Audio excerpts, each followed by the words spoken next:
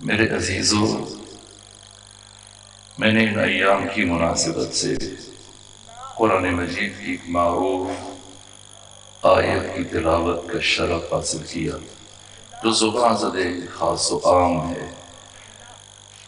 جمعے کے خطبوں میں، مجالس میں، محافل میں، کتابوں میں، سیمینارز کے اندر، دیگر مقامات پر جو آیت سب سے زیادہ پڑھی جاتی ہے لیکن اسے سمجھا بہت کم جاتا ہے، جس میں ارشاد حضرت الہی ہو رہے کہ وَاعْتَصِمُوا بِحَبْلِ اللَّهِ جَمِيعًا وَلَا تَفَرَّقُوا، کہ اللہ کی رسی کو مضبوطی سے تھام لو اور تفرقے میں نہ پڑو، فرقوں میں نہ بٹو، فرقوں میں تقسیم نہ ہو جاؤ، اور وَاذْكُرُوا نِعْمَةَ اللَّهِ عَلَيْكُمْ، اللہ کی رسی کو مضبوطی سے تھام لو اور اللہ کی نعمت کا ذکر کرو۔ تو یہ اللہ کی نعمت کیا ہے؟ اس لیے کہ جو نعمت اللہ ہے وہی حبل اللہ ہے۔ بہت سارے افراد اپنے تئیں یہ خیال کرتے ہیں کہ شاید یہ پانی، یہ مشروب، یہ خوراک، یہ لباس، یہ سب چیزیں نعمت خدا ہیں، یقیناً نعمت خدا ہیں، لیکن اس آیت میں اس نعمت کو بیان کیا جا رہا ہے جس نعمت سے متعلق قیامت کے دن ہر انسان سے پوچھا جائے گا، سوال کیا جائے گا، اور یہ بات امام صادق نے، سچے امام نے تعلیم دی۔ منصور دوانقی کے دربار میں امام اعظم نعمان بن ثابت نے تخویف یا تحریص، خوف کی وجہ سے یا کسی بنا پر، میں حسن ظن کرتا ہوں، سوال پوچھے اور 40 سوال پوچھے امیر المومنین کے فرزند امام صادق سے، اور امام صادق نے ہزاروں فضلاء اور دانشوروں کی موجودگی میں، مفتیوں اور محدثین کی موجودگی میں، بنو عباس کے سرداروں اور گورنروں کی موجودگی میں ہر سوال کا جواب دیا۔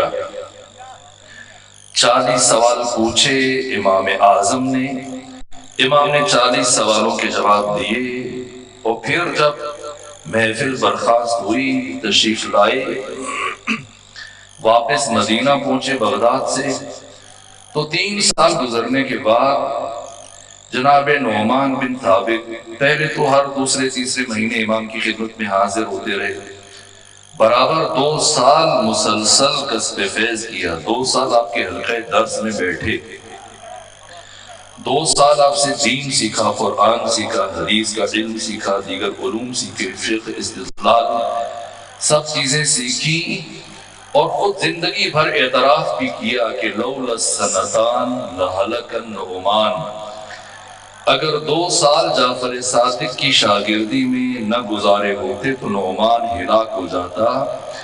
یہ امت کے لیے مقام فکر ہے کہ جس ہستی کے محضر میں صرف 2 سال درس پڑھنے والا طالب علم امت کے لیے امام اعظم اور سب سے بڑا امام بن جائے، اس امام کی اپنی امامت کا معیار کیا ہوگا؟ وہ امام جعفر صادق علیہ آلاف تحیت وسنا یہاں سے چلے گئے، لیکن ایک دکھ سینے میں لے کے گئے، اگرچہ حق و حقیقت کی فتح ہوئی اور امام کی عظمت مزید عوام سے نکل کر خواص تک پہنچی، سب امام کے علم کی گرویدہ ہوئے، لیکن ایک الگ دل میں لے کے چلے گئے، کم سے کم میرے شاگرد کو میرے مقابلے میں نہیں آنا چاہیے تھا، کیونکہ پکڑنا سکھایا، سے بولنا سکھایا، وہ میرے مقابلے میں آ گیا، دشمن کے بہکاوے میں یا تخویف کے نتیجے میں، تحریض کے نتیجے میں جو بھی سبب بنا، یہ دکھ لے کے گئے، اور وہ فرد جو 2 سال برابر امام سے کسب فیض کرتا رہا، اور پھر کبھی کبھی آپ کے حلقہ درس میں آ کے شرکت کرتا، اور پھر سوالات لے کے آپ کے محضر میں آتا، 2 مہینے بعد، 3 مہینے بعد، اب ہمت نہیں ہو رہی تھی، شرمساری تھی کہ میں اپنے ہی مرشد، اپنے ہی استاد، اپنے ہی معلم، اپنے ہی مربی کے مقابلے میں آ گیا، منصور دوانقی کے بہکاوے میں آ کر تو 2-3 سال مسلسل ہمت نہیں پڑی، یہاں تک کہ 3 سال کے بعد ایک مرتبہ جب کوفہ سے مدینے میں آنا ہوا تو وہاں پر کسی بھی طرح سے جس طرح امام کے گھر میں آئے، میں تفصیلات سے گریز کروں، بس ایک جملہ تاکہ آیت کا مفہوم روشن اور بات کو آگے بڑھایا جا سکے۔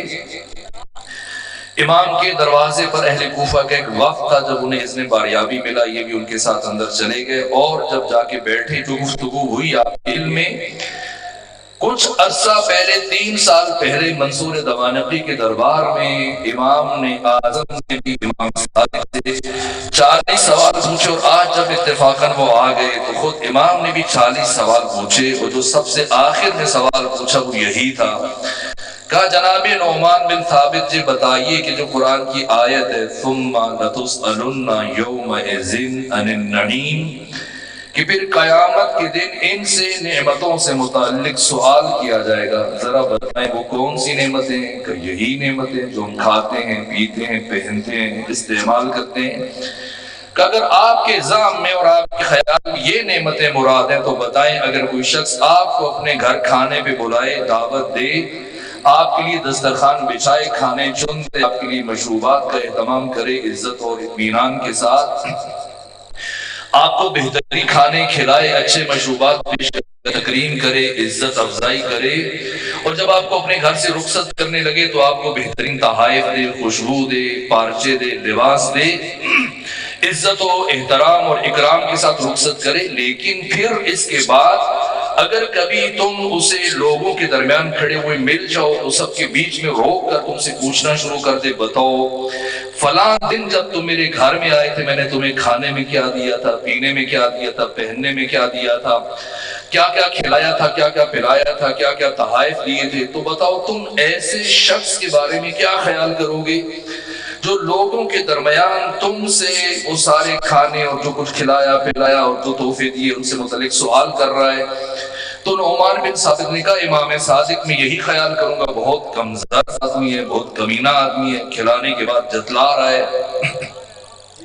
تو امام نے فرمایا اب بتاؤ خدا کے بارے میں کیا خیال ہے؟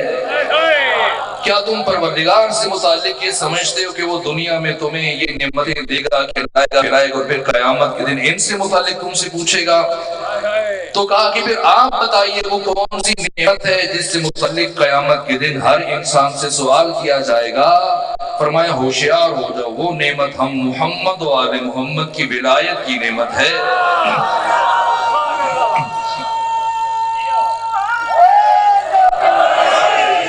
یہی نعمت ہے، اسی کا ذکر اللہ قرآن میں فرما رہے، پہلے فرمایا وَاعْتَصِمُوا بِحَبْلِ اللَّهِ جَمِيعًا وَلَا تَفَرَّقُوا، اس سے خود پتہ چل جائے گا کہ حبل اللہ المتین کیا ہے، وہ رسمان الہی کیا ہے، وہ اللہ کی رسی کیا ہے جس سے تمسک کا، جسے تھامنے کا پروردگار حکم دے رہا ہے۔ اور دوسری آیت میں مزید فرما رہے کہ وَاذْكُرُوا نِعْمَةَ اللَّهِ عَلَيْكُمْ، اور اللہ کی اس نعمت کا ذکر کرو اللہ نے تمہارے اوپر نازل کی، اتارا۔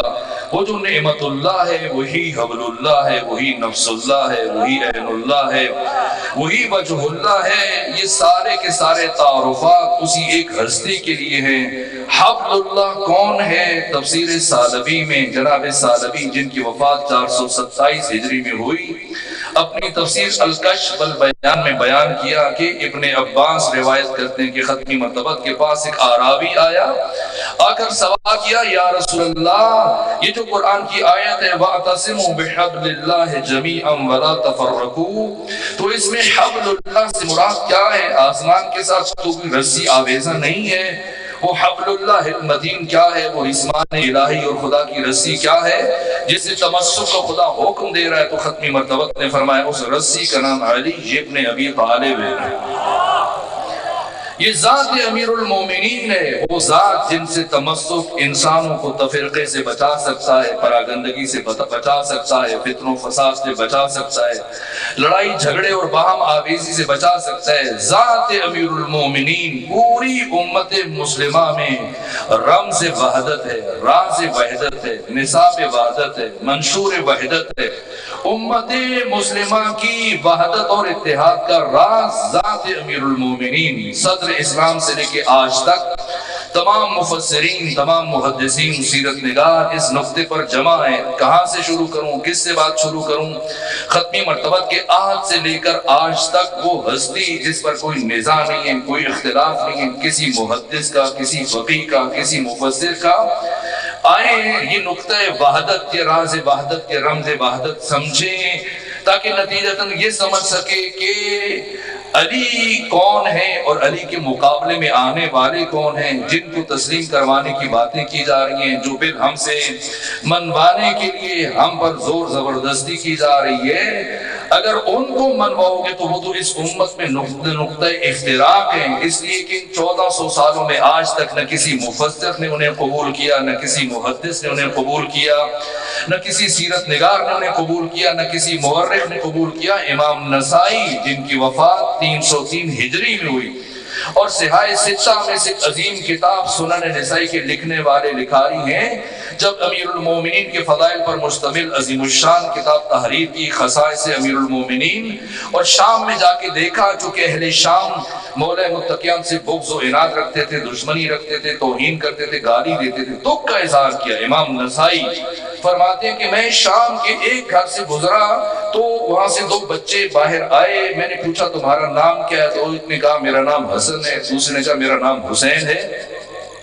تو مجھے خوشی ہوئی کہ پورے شام میں پہلی مرتبہ میں نے کسی بچے کا نام حسن سن لیا، کسی بچے کا نام حسین سن لیا۔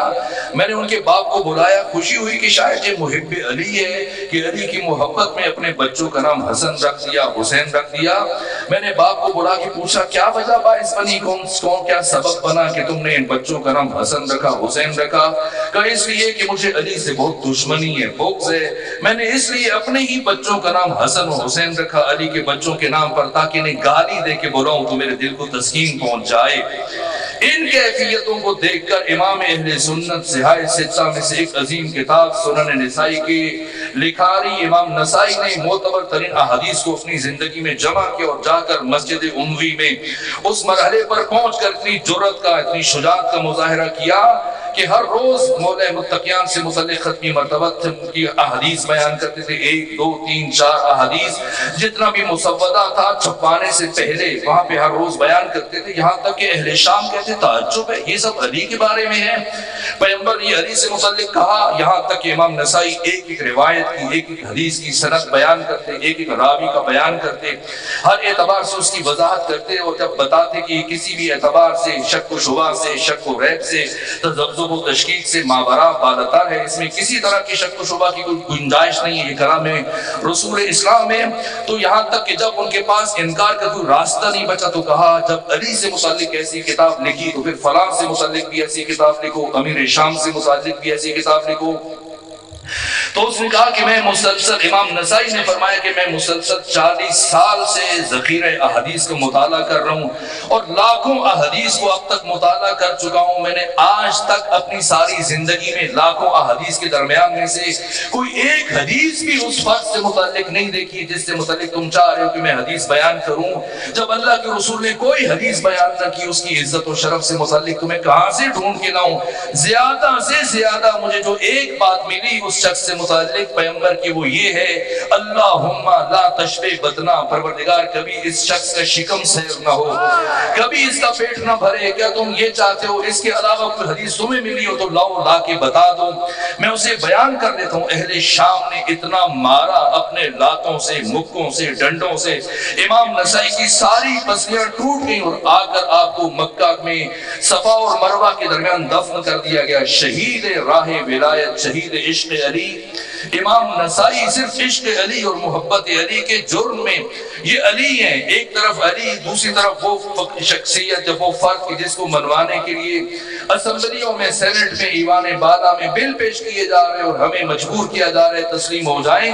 بس آج کے دن میں اسی حوالے سے اپنی مختصر ترین گفتگو عرض کرنا چاہتا ہوں۔ پہلے سمجھیں کہ علی کون ہے، وہ حبل اللہ المتین جو پوری امت مسلمہ میں راز عبادت ہے، رمز عبادت ہے، سر عبادت ہے، نصاب عبادت ہے، منشور عبادت ذات امیر المومنین علی ابن ابی طالب۔ امت اگر اس ذات پر جمع ہو جائے کسی محدث کو اختلاف نہیں ہے، کسی فقیہ کو اختلاف نہیں ہے، کسی امام کو اختلاف نہیں ہے۔ کہاں سے شروع کروں؟ کیا خلیفہ اول سے شروع کروں، خلیفہ ثانی کی بات کروں، خلیفہ سوم کی بات کروں، یا امام اربعہ جو فقہ میں ہیں یا بڑے بڑے محدثین کی بات کروں، اور امام طبرانی کی بات کروں، یا امام اسماعیل بخاری کی بات کروں، مسلم بن حجاج نے جو کہا، جو علی متقی ہندی نے کہا، امام حاکم نیشاپوری نے مستدرک علی صحیحین میں جو لکھا ہے، یا امام ناصر الدین البانی نے اس عصر کے مایہ ناز محدث نے کہا، کس کی بات کروں؟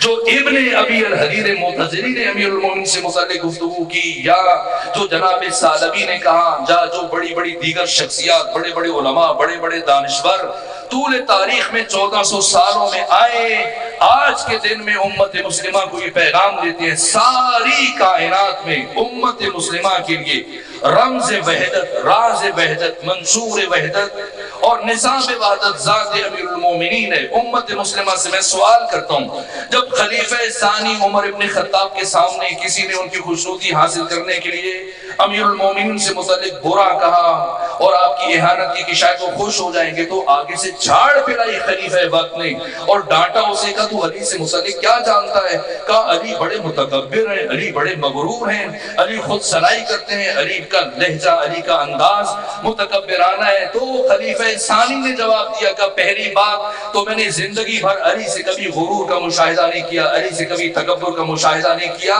لیکن جیسے تو کہہ رہے اگر یہ بات سچ ہو اور واقعاً علی نے کبھی تکبر کیا ہو تو اس عالم ہست و بوغ میں، اس عالم آب و گل میں، اس بس میں گیتی اور کائنات میں، اس دنیا اور جہان میں، اس دھرتی اور زمین پر صرف علی وہ انسان ہے جو اس کائنات میں تکبر کر سکتا ہے، اس لیے کہ اللہ نے علی کو اتنا کچھ عطا کر دیا ہے کہ اگر اس کا 1000واں حصہ بھی کسی اور کو ملتا تو وہ تکبر کر سکتا۔ یہ علی ابن ابی طالب ہے جن سے متعلق خود یہاں تک کہ علامہ جلال الدین سیوطی نے جو کہا کہ 70 مرتبہ جناب عمر ابن خطاب خلیفہ ثانی نے اپنی زندگی میں کہا کہ لولا علی لہلک عمر، اگر علی نہ ہوتے تو عمر ہلاک ہو جاتا۔ اور یہ شبلی نعمانی ہیں جو کہتے ہیں کہ مجھے لگتا ہے کہ شاید علامہ جلال الدین سیوطی جن کی وفات 911 ہجری میں ہوئی، انہوں نے دقت سے کام نہیں لیا، انہوں نے عادات کو گننے میں، روایتوں کو گننے میں ان سے غلطی لگ گئی۔ یہ ساری کتابیں ان کے مد نظر نہیں تھی۔ جب میں نے گنا ان روایات کو پرکھا تو خلیفہ ثانی کی زبان سے جن روایات میں اس سے متعلق گفتگو ہوئی، کب کب علی کو پکارا، کہ میں نے جب گنا تو ان کی تعداد 114 تھی، اور پہلے خلیفہ کے علاوہ، دوسرے خلیفہ کے علاوہ خلیفہ سوم عثمان بن عفان وہ بھی زندگی میں بارہا یہ جملہ کہا کرتے تھے، یہ دعا مانگا کرتے تھے، من موزلۃ لیس لھا الحزن، پروردگار مجھے زندگی میں کبھی ایسی مشکل میں نہ ڈالنا جس کے حل کے لیے علی ابن ابی طالب موجود نہ ہوں۔ یہ علی، تو میں ان خلفاء کی بات کروں یا بڑے بڑے دیگر خلفاء، بڑی بڑی نامور، عبداللہ ابن مسعود نے کیا کہا، جناب زبیر ابن عوام نے کیا کہا، طلحہ نے کیا کہا، یہاں تک کہ جناب عبداللہ ابن مسعود روایت کرتے کہ ایک دن ختمی مرتبہ جب حق سے متعلق گفتگو کر رہے تھے برابر، تو میں نے جب ختمی مرتبہ مسجد سے باہر تشریف لائے، میں نے کہا یا رسول اللہ آپ نے حق سے متعلق اتنی خوبصورت گفتگو کی کہ آج میرا جی چاہتا کہ اے کاش حق مجسم ہوتا اور میں حق کو دیکھ سکتا، حق کی زیارت کر سکتا۔ جیسے ہی عبداللہ بن مسعود نے یہ جملہ کہا، جس طرح سے سید بزرگوار سید احمد میرے داہنے طرف تشریف فرما ہے، اگر میں ان سے بات کر رہا ہوں اور ان سے گفتگو کرتے کرتے میری نگاہ ساتھ میں موجود جناب سید پر پڑ جائے تو کبھی ایسے ہوتا ہے کہ انسان بات ایک سے کر رہا ہوتا ہے اور دیکھنا دوسرے کی طرف شروع کر دیتا ہے۔ عبداللہ ابن مسعود نے تڑپ کر جب یہ خواہش کی کہ یا رسول اللہ جی چاہتا ہے جیسے آج اپنے حق کی توصیف بیان کاش حق مجسم ہوتا اور انسانی شکل میں ہوتا تو میں اس کی شرف حاصل کرتا۔ جیسے عبداللہ بن مسعود نے یہ جملہ کہا، بات پیغمبر سے کر رہے ہیں، عبداللہ بن مسعود صحابی رسول رضی اللہ تعالیٰ عنہ، اور دیکھ علی کی طرف رہے ہیں۔ جناب ختمی مرتبہ نے جب یہ انداز دیکھا، عبداللہ بن مسعود سے کہا عبداللہ تم بھی بہت عجیب انسان ہو، دیکھتے بھی جا رہے ہو، پوچھتے بھی جا رہے ہو، یہی حق ہے جس کی طرف دیکھتے جا رہے ہو۔ صلوات بھیجیے خاندان فاطمہ پر۔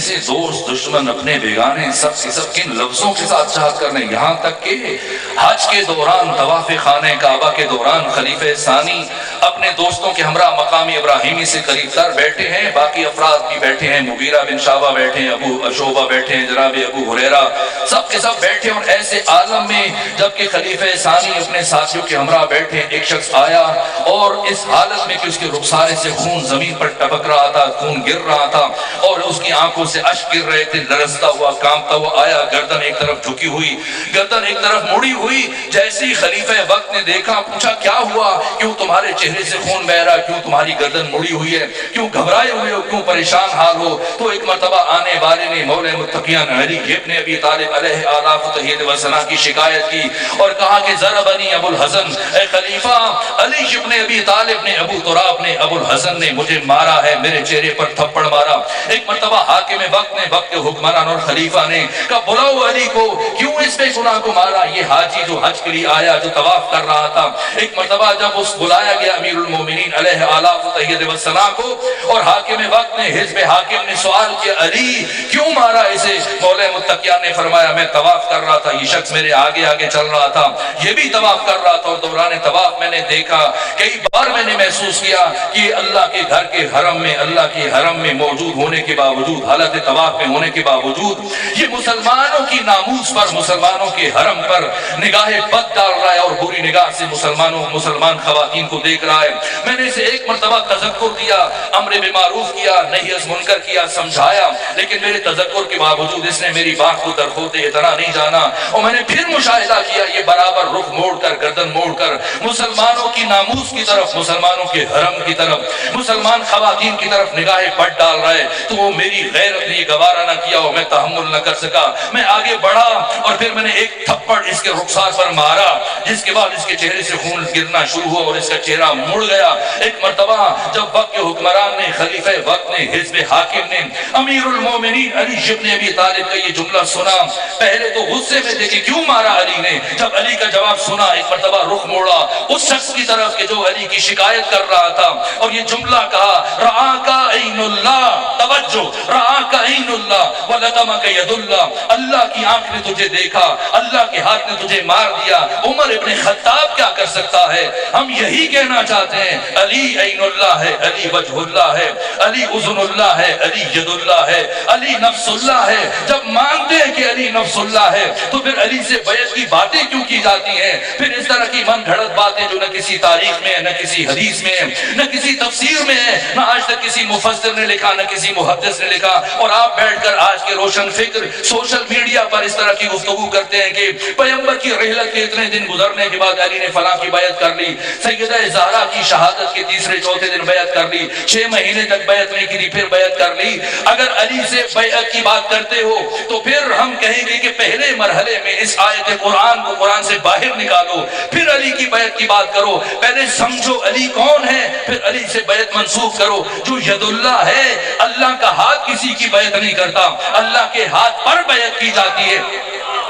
علی ید اللہ بھی ہے، علی وجہ اللہ بھی ہے، علی روح اللہ بھی ہے، علی نفس اللہ بھی ہے، اور خود قرآن فرما رہا ہے وَمِنَ النَّاسِ مَن يَشْرِي نَفْسَهُ ابْتِغَاءَ مَرْضَاتِ اللَّهِ، تمام انسانوں میں سے ایک ایسا ہے جو شب ہجرت اپنی جان خدا کو بیچتا ہے، اپنا نفس خدا کو بیچتا ہے، اپنی حیات، اپنی زندگی خدا کو بیچتا ہے، اور بدلے میں کیا خریدتا ہے؟ مرضات اللہ، اللہ کی رضا، اللہ کی مشیت خرید لیتا ہے۔ آؤ سب مل کر امت مسلمہ غور کرے، شب ہجرت میں یہ کوئی حدیث نہیں ہے کہ کوئی کہے راوی غیر معتبر ہے، راوی ثقہ نہیں ہے، کتاب مجمل ہے، نام یہ قرآن مجید ہے، یا تو قرآن مجید کی اس آیت کو مان لو یا پھر انکار کر دو، اور ایک آیت کا انکار پورے قرآن مجید کے انکار کے مترادف ہو جائے گا۔ یہ خدا ان لفظوں میں بتا رہا ہے، قرآن میں اللہ نے یہ آیت درج کر کے تحریر کر دیا، ہمیشہ کے لیے سند محفوظ کر دی کہ خبردار کوئی گستاخ کبھی علی ابن ابی طالب سے بیعت لینے کی بات نہ بیان کرے، کبھی علی سے بیعت لینے کے مطالبے کو یا اے علی سے بیعت لینے کی باتوں کو بیان نہ کرے.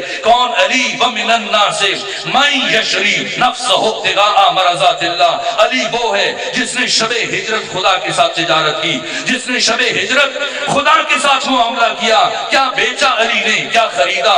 ساری دنیا کے تاجر مل کر دن کے اجالے میں اتنی بڑی تجارت نہ کر سکے جو علی نے رات کی تاریکی میں سو کر خدا سے معاملہ کیا. کیا بیچا؟ کیا خریدا؟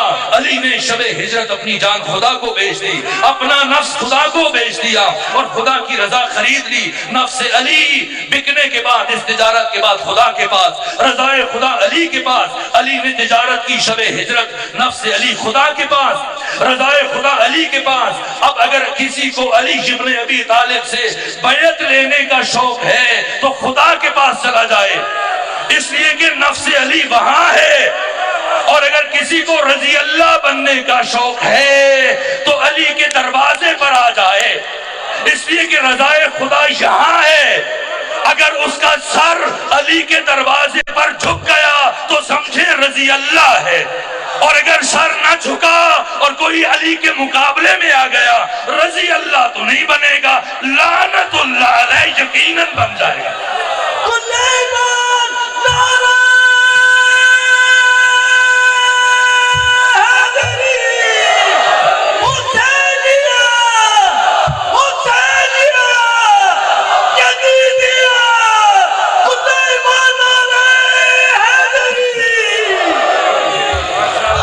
اتنی ہی بلند صلوات بھیجیے خاندان فاطمہ.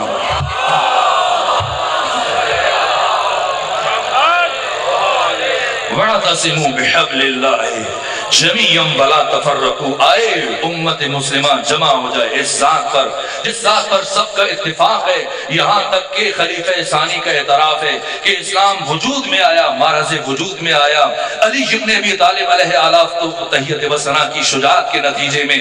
اسلام باقی ہے صبر علی کے نتیجے میں. اسلام اپنے وجود میں علی کی شمشیر کا محتاج ہے.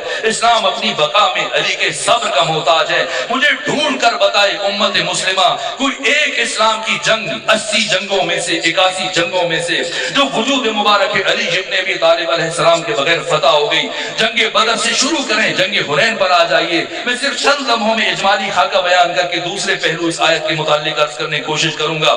اسلام کی پہلی جنگ بدر ہے، اور جنگ بدر میں جو افراد آئے جن سے متعلق اللہ قرآن میں فرما رہا ہے وَيُجَادِلُونَكَ فِي الْحَقِّ بَعْدَمَا تَبَيَّنَ كَأَنَّمَا يُسَاقُونَ إِلَى الْمَوْتِ وَهُمْ يَنظُرُونَ.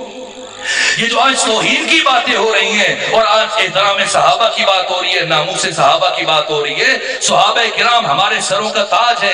صحابہ کرام کے قدموں کی خاک کو اپنی آنکھوں کے لیے سرما بنانا باعث فخر سمجھتے ہیں. لیکن پہلے تعین کیا جائے کہ صحابی کون ہے اور کون صحابی نہیں ہے. معیار صحابیت میں اور آپ نہیں ہے. کسی ملا کا یہ کام نہیں ہے، نہ ملا کا منصب ہے کہ وہ صحابیت کی اصناف تقسیم کرتا پھرے کہ یہ صحابی نہیں ہے، یہ صحابی ہے، یہ صحابی نہیں ہے. یہ کام رسول اسلام کا ہے. رسول بتائیں گے کون میرا صحابی ہے، کون میرا صحابی نہیں ہے. اور اگر آپ پوچھیں تو پھر مصور پاکستان علامہ اقبال نے بتایا کہ کون صحابی کون صحابی نہیں. معیار صحابیت ذات رسول خدا ہے جو رسول اسلام کا وفادار ہے، ہمارے سروں کا تاج ہے. یہی بات اقبال نے کہی کہ محمد سے وفا تو نے تو ہم تیرے ہیں.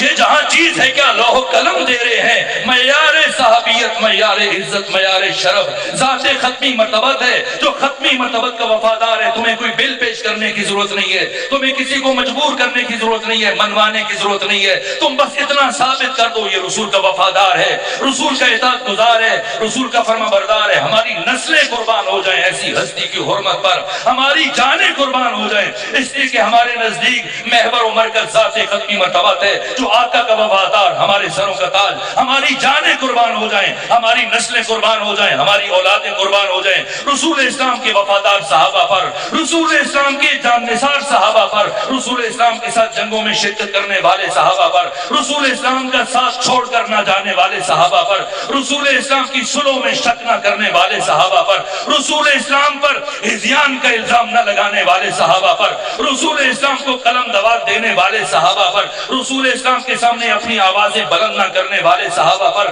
رسول اسلام کے جنازے میں شرکت کرنے والے صحابہ پر. ہمارے نزدیک محور ذات ختمی مرتبت ہے، جو ختمی مرتبت کا وفادار ہمارے سروں کا تاج ہے. کوئی بل منوانے کی ضرورت نہیں ہے، کوئی بل لانے کی ضرورت نہیں ہے. اور اگر سمجھتا ہے کوئی کہ اس طرح سے بل پاس کر کے چور دروازوں سے، قومی اسمبلی سے، سینٹ سے، ایوان بالا سے، ایوان زیری سے تشیع کو محکوم کرنے میں کامیاب ہو جائے گا، دباؤ ڈال کر اپنی باتیں منوانے میں کامیاب ہو جائے گا، تو ہم وہی بات کریں گے جو روز عاشور سرور و سالار شہیدان، امام حریت، امام عزت، امام انقلاب، راکب دوش رسول، سید شباب اہل الجنہ حسین ابن علی نے عمر ابن سعد کے جواب میں فرمایا تھا. ہمارا جواب بھی وہی ہے. یہ بل آج پہلی دفعہ نہیں پیش ہو رہا، یہ بل پہلی دفعہ نہیں پیش ہو رہا. یہ بل 1400 سال پہلے روز عاشور حسین ابن علی کے سامنے بھی پیش ہوا تھا، پہلے مدینے میں پیش ہوا تھا، پھر روز عاشور میدان کربلا میں وہ مشکل ترین مرحلہ جب حسین ابن علی پیاس کی کیفیت میں. سید ابن طاؤس نے لکھا ہے اتنے پیاسے تھے حسین، 3 دن کے بھوکے اور پیاسے. کربلا والے 72 شہید ہو چکے، ان کی پیاس ختم ہو چکی، حسین ابھی تک پیاسے ہیں. اتنے پیاسے ہیں حسین کہ جب حسین ابن علی آسمان کی طرف سر اٹھاتے تھے تو آسمان حسین ابن علی کو دھوئے کی شکل میں نظر آتا تھا. اتنا مشکل مرحلہ، شدت پیاس، خون بہ رہا ہے. جیسے جیسے خون بہ رہا ہے ویسے ویسے شدت پیاس میں اضافہ ہو رہا ہے. انسان کسی نہ کسی مرحلے پر تو کمپرومائز کر لیتا ہے، کہیں نہ کہیں پہنچ کر انسان بالآخر کمپرومائز کر لیتا ہے، مسئلہ انتقام لے لیتا ہے. ایک ایک لمحہ ہزار صدی کے برابر تھا. وہ مشکل ترین لمحہ این اسی وقت میں ایک مرتبہ عمر ابن سعد آگے بڑھا، اور آگے بڑھنے کے بعد کہا اے حسین ابن علی، مجھے ابھی کوفہ سے عبید اللہ ابن زیاد کا خط آیا ہے، اور عبید اللہ ابن زیاد یہ مطالبہ کر رہا ہے اور یہ پیغام دے رہا ہے کہ اے عمر ابن سعد، اب حسین ابن علی سے کہو اگر اب بھی اس وقت بھی حسین ابن علی یزید کی بیعت کرنے پر آمادہ ہو جائیں تو ان کو معاف کر دیا جائے گا اور ان سے پابندیاں اٹھا دی جائیں گی اور ان کو اپنے خاندان کے ساتھ واپس جانے کی اجازت دے دی جائے گی. ایک طرف مخدرات عصمت و طہارت ہیں جن کی اسیری کا آغاز ہونے والا ہے، اور دوسری طرف خود زخموں سے چور، پیاس کی یہ شدت کوئی تصور نہیں کر سکتا. لیکن جیسے ہی ایک مرتبہ عمر ابن سعد نے یہ پیغام پہنچایا، حسین ابن علی نے 3 دن کے سوکھے گلے سے اب جو اپنے ہنجرے سے، اپنے حلقوم سے آواز بلند کی، پورے میدان کربلا میں سنی گئی. ایک مرتبہ فرمایا ان الدعی یبن الدعی، آج لوگ ہم سے مطالبہ کر رہے ہیں، ہم اس بل کے اوپر سگنیچر کر لیں، تسلیم کر لیں. ہمارا جواب وہی ہے جو روز عاشور اس بل کے جواب میں حسین ابن علی نے دیا تھا. کیا فرمایا؟ ان الدعی یبن الدعی قد رکضنی بین الاثنتین، حرام زادے کا حرام زادہ بیٹا وہ مجھے اختیار دے رہا ہے بین الذلت والذلہ، کہ میں ذلت قبول کروں، بیعت کروں، یا پھر مرنے کے لیے تیار ہو جاؤں. اے عمر ابن سعد، جا کر کوفے میں عبید اللہ ابن زیاد کو بتا دینا حسین کربلا میں کہہ رہا تھا ہیہات من الذلہ. آخری بندے تک لبیک یا حسین. میری پارلیمنٹ ہاؤس تک آواز دینی چاہیے لبیک یا حسین، لبیک یا حسین. کل ایمان علیہ حاضری.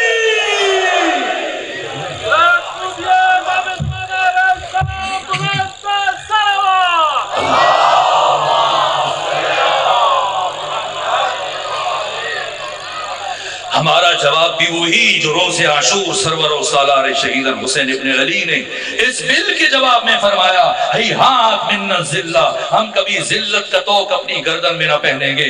اگرچہ ہزاروں علی اصغر کے غلام ہماری گودیوں میں کیوں نہ شہید ہو جائیں، کیوں نہ علی اکبر کے ہزاروں جوان غلام شہید کیوں نہ ہو جائیں، کبھی ہم یہ ذلت کا توق اپنی گردن میں نہ پہنیں گے. کبھی عمر ابن سعد کو، کبھی یزید کو، کبھی مروان جیسوں کو رضی اللہ کا لباس نہیں پہننے دیں گے، کبھی انہیں صحابہ کرام کی پاکیزہ صف میں شامل ہونے کی اجازت نہیں دیں گے. اگر کوئی یزید کو رضی اللہ قرار دینا چاہتا ہے تو وہ سن لے یزید اتنا نجس ہے، یزید اتنا پلید ہے، یزید اتنا کثیف ہے کہ تم یزید جیسوں کو رضی اللہ قرار دے کر ان کی عزت میں کوئی اضافہ نہیں کر پاؤ گے. لیکن اگر تم نے یہ گستاخی کی، یزید کی عزت میں اضافہ نہیں ہوگا لیکن دنیا کو پتہ چل جائے گا کہ رضی اللہ کی حیثیت کیا ہے، رضی اللہ کی اوقات کیا ہے. اس حرمت کا خیال خیال رکھو, اس حرمت کا پاس رکھو. اصحاب رسول کی توہین, بنو امیہ کے نیچ اور پست کرداروں کو رسول اسلام کے جلیل القدر صحابہ کی صف میں شامل کرنا, یہ ناموس صحابہ کی توہین ہے, یہ عزت صحابہ کی توہین ہے. صلوات بھیجیے خاندان فاطمہ پر.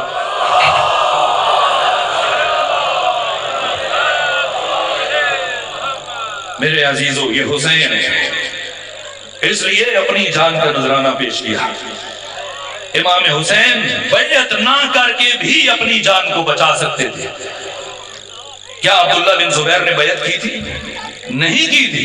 عبداللہ بن زبیر نے یزید کی بیعت نہ کر کے نہ صرف خود کو بچا لیا, 9.5 سال حکومت کی. مکہ میں, مدینہ میں, طائف میں, مصر میں, عراق میں, ایران میں.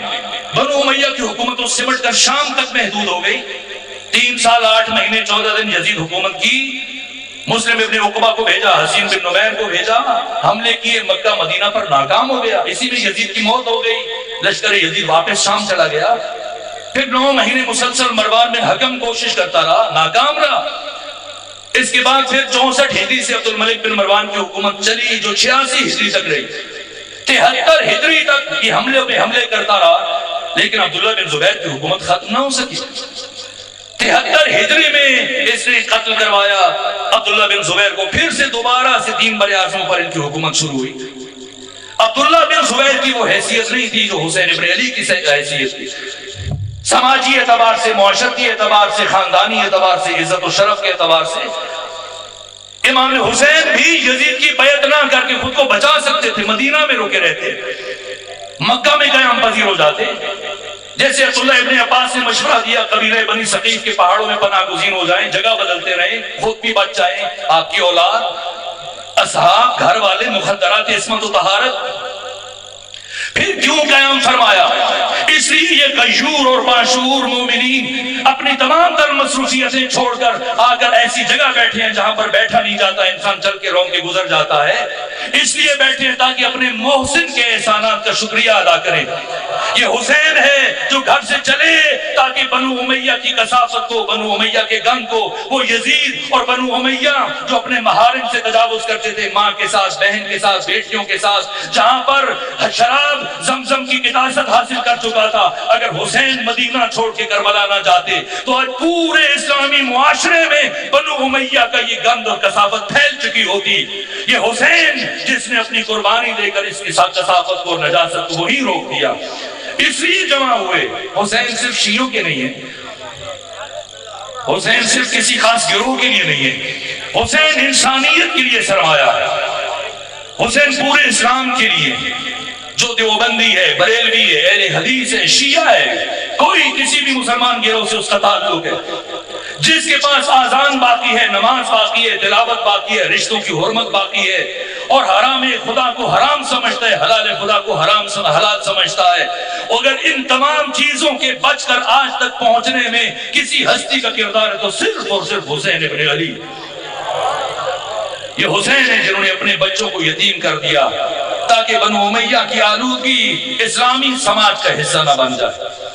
اسلامی قدروں کا, اپنے نانا کے دین کے تحفظ کے لیے میں 2 جملے چکے 40 حسینی ہے, اور اس 40 کو اسی طرح سے منائیے جس طرح سے منانے کا حق ہے. میں سلام پیش کرتا ہوں چکوال اور گرد و نواح کے ان غیور مومنین کو. یقین جانیے پچھلے کئی سالوں سے آپ کا عمل پورے پاکستان میں کیا پوری دنیا میں آپ کے اس تغذی کی عمل کی آوازیں گونج رہی ہیں. اس باشکوہ انداز میں آپ مشی کرتے ہیں, چلتے ہیں, آپ کا ایک ایک قدم عصر حاضر کی یزیدوں کے رخسار پر تماچا ہے. جو مصروفیت ہے, اگر کوئی بیمار ہے اپنی بیماری کی پرواہ نہ کرے, اگر کوئی بوڑھا ہے نہیں چل سکتا وہ مشکل سے چلتا ہے, آئے وہ بھی چند قدم طے کرے اس راستے میں. اس لیے کہ اگر حسین نہ ہوتے تو ہمارے پاس کچھ بھی نہ ہوتا. آئے سلام کریں اس حسین کو, وہ حسین کہ جس کا جسم تیروں سے چھلنی.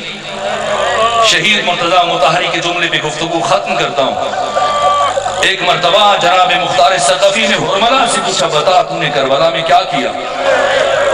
کہا حرملہ میں نے کربلا میں 4 تیر چلائے. پوچھا کس کس پہ چلائے؟ کا پہلا تیر چشم ابو الفضل عباس نے, اور دوسرا تیر مشق سکینہ میں، اور تیسرا تیر گلو علی اصغر میں. اور کہا ہرملہ نے کہا چوتھا تیر وہ تھا جس سے کربلا کی جنگ ختم ہو گئی. کربلا میں سب سے پہلا تیر روز عاشور عمر ابن سعد نے چلایا، جسے آج رضی اللہ کا لباس پہنانے کی کوشش کی جا رہی ہے. عمر ابن سعد نے چلایا اور کہا اے میرے لشکر والوں گواہ رہنا اور یزید کو بتانا حسین پر سب سے پہلا تیر میں چلا رہا ہوں. اور سب سے آخری تیر ہرملہ نے چلایا، جس کے بعد کربلا کی جنگ ختم ہو گئی. شہید مطہری بیان فرماتے ہیں کہ حسین نے نماز ظہر تو اپنے ساتھیوں کے ہمراہ ادا کی، لیکن نماز عصر زین فرض پر ادا کی. زین فرض پر کیسے؟ جب نماز عصر کا وقت آیا حسین نے قیام کیا، نیت کی، یہ حسین کا قیام تھا، اور ابھی حسین قرات میں مصروف تھے کہ ایک مرتبہ ہرملہ نے تیر کمان میں جوڑا.